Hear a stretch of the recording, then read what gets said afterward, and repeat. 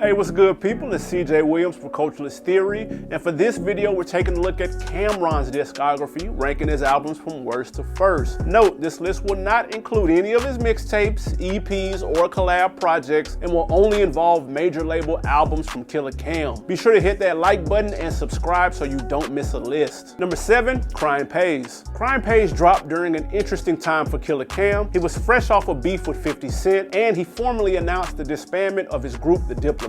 He then delivered our least favorite effort in an otherwise strong catalog. There's a few memorable joints on here like Cooking Up, Spend the Night, and Got It For Cheap, but the standout was easily the second single, Get It in Ohio. Cam floats over the A-Rap music produced banger with ease, despite a questionable bar on the hook. Keep playing and you will look like a gyro? Don't forget the shy, yo, guns are like a pyro. You keep playing, you will look like a gyro.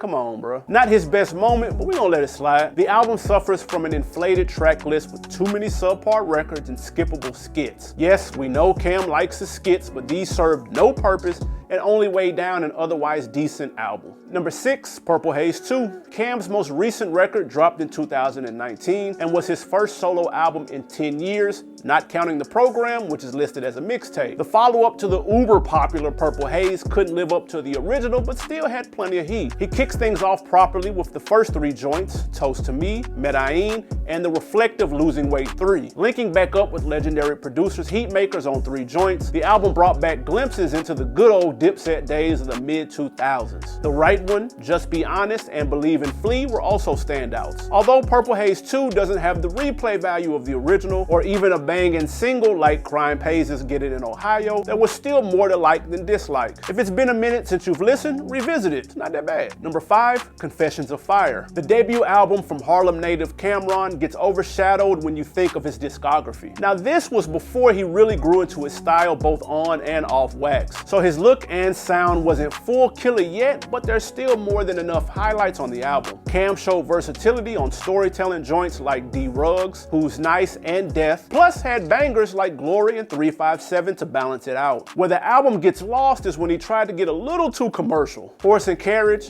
Feels Good, and Rockin' and Rollin' are all misses. With that being said, the potential was clearly there and was realized soon after, as his catalog would take off with the next project On, making this a solid debut, but mostly forgotten. Shout out to the record Me, My Moms, and Jimmy though, as is being the first appearance from the capo himself, Jim Jones. Number 4, Killer Season. Every good catalog has a sleeper, and for Cam, Killer Season makes a strong case. Chock full of bangers, the Harlem MC went nuts on joints like Get 'Em Daddy Remix, Touch It or Not, and War. The album also has one of the more underrated diss records, You Gotta Love It. Remember how disappointed Cam was that Jay wore sandals with jeans? How's the king of New York rocking sandals with jeans? Open-toe sandals with chancletas with jeans on. Bro, it's classic. Cam's entertaining the entire record, and the wave god Max B laced the hook. The disc got the attention of Hove, who would eventually respond on Kingdom Come. If it wasn't for one too many 40 Cal and Hell Rel appearances and a handful too many records, it might have snuck into the top 3. Don't get us wrong, Hell Rel was nice and 40 Cal was cool, but a 40 Cal record to start the album off?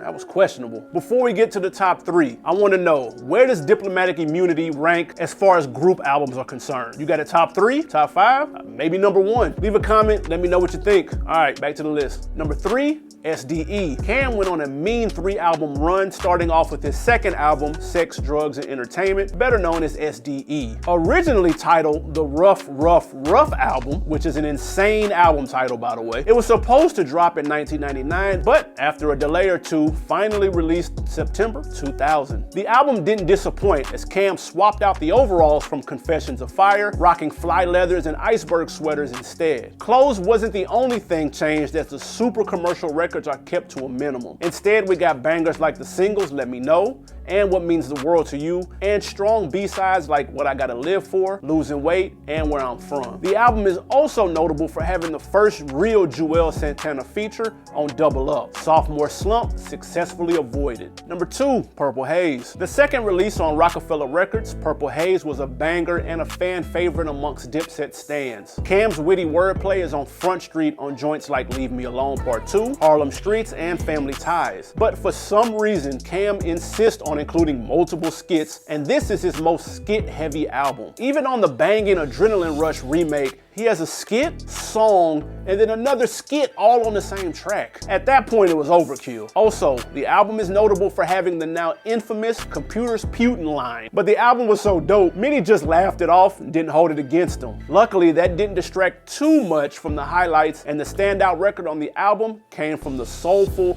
Kanye West feature "Down and Out," a record that many believe to be produced by Ye. That is until Ye would later come out and say he didn't even make it.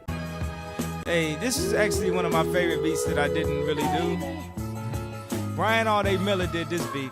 So shout out to Brian All Day Miller for that banger. Thanks, bro. Number 1, Come Home With Me. The defining album in the catalog of Cam shouldn't surprise anyone, as Come Home With Me was complete flames from front to back. A free agent pickup by Rockefeller, Cam flourished with help from in-house producers like Just Blaze and Kanye West. Blaze laced Cam with B-sides Losing Weight Part 2 and The Rock, a commercial hit, Oh Boy, and the Jay-Z featured flamethrower Welcome to New York City. The album has lighthearted heat like the comical On Fire Tonight and Stop Calling, as well as radio-friendly joints Hey Ma and Daydreamin'. Cam stood out on the Rock at a time when they couldn't miss. The album would produce Cam's one and only solo platinum plaque and should be the consensus #1 album in his catalog. That's it for today's list. Let me know, did we get it right? Leave a comment below and make sure you hit that like button and subscribe so you don't miss any list moving forward. Again, it's your man CJ Williams. Thank you for tapping in. Until the next time.